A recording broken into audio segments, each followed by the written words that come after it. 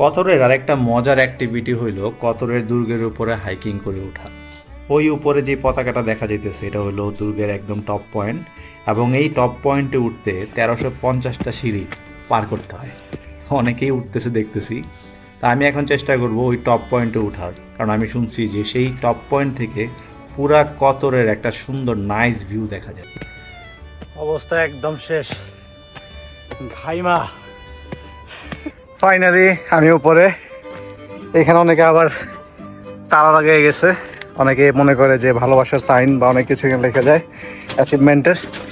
এইটা হলো গেট। ও ওয়াও,